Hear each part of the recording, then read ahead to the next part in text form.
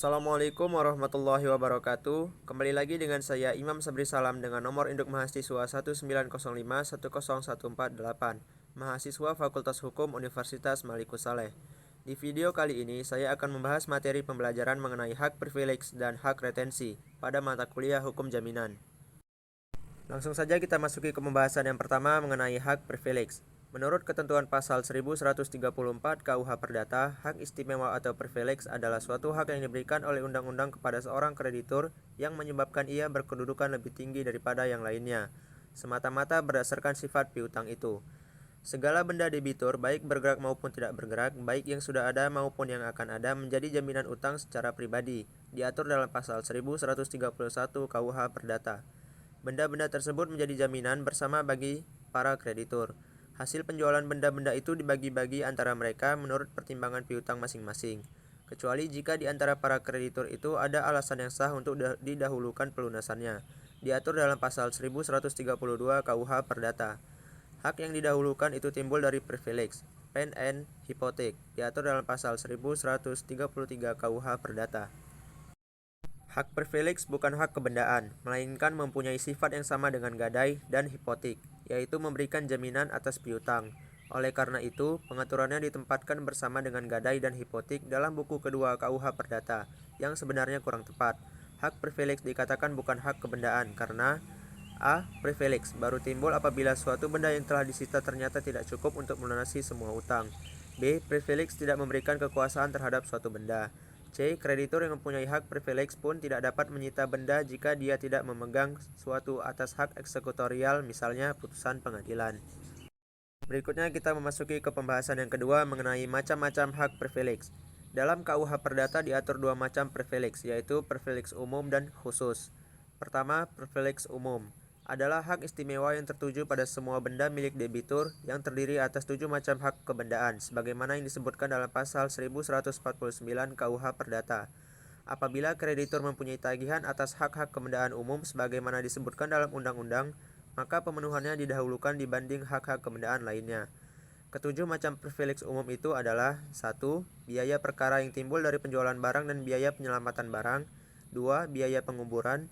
3. Biaya pengobatan terakhir. 4. Upah para buruh yang harus dibayar. 5. Piutang karena penyerahan bahan-bahan makanan. 6. Piutang para pengusaha sekolah berasrama. 7. Piutang anak-anak di bawah umur yang dapat ditagih.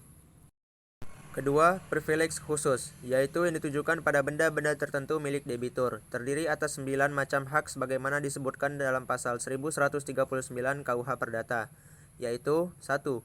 Biaya perkara yang timbul dari penjualan barang bergerak dan tidak bergerak sebagai pelaksanaan suatu putusan yang dibayarkan dari hasil penjualan barang. 2. Uang sewa barang tetap. 3. Harga pembelian barang bergerak yang belum dibayar. 4. Biaya untuk penyelamatan barang. 5. Biaya mengerjakan barang yang masih harus dibayarkan kepada pekerja.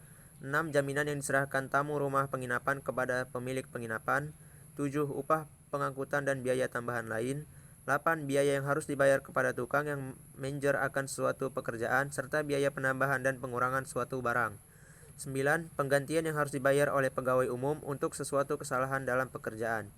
Privilege khusus ini didahulukan dari privilege umum. Privilege umum menentukan urutannya yang lebih dahulu disebut didahulukan pelunasannya. Privilege khusus tidak menentukan urutannya. Selanjutnya kita masuki pembahasan yang ketiga mengenai hak retensi.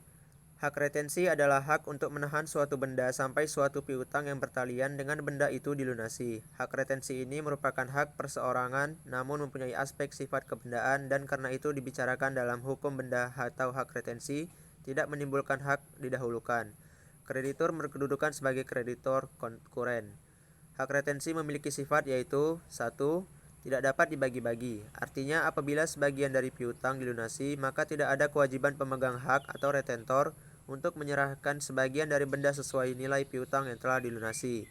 2. Tidak memberikan hak memakai, tetapi hanya sebatas hak menahan saja dari hak revindikasi atau menuntut penyerahan oleh debitur. Kewenangan retentor hanyalah menahan benda dan menolak penyerahan benda sebelum utang debitur dilunasi. Hak retensi tidak dapat dipertahankan terhadap eksekusi yang dijalankan atas perintah pengadilan. Apabila terjadi eksekusi oleh pengadilan, maka retentor berubah kedudukannya menjadi kreditur konkuren yang dijamin dari jaminan umum milik debitur berdasarkan pasal 1131 dan pasal 1132 KUH Perdata. Apabila barang yang dikuasai dengan hak retensi lepas dari kekuasaan retentor, maka berakhirlah hak retensi tersebut. Demikianlah pembahasan mengenai hak privilege dan hak retensi yang bisa saya sampaikan.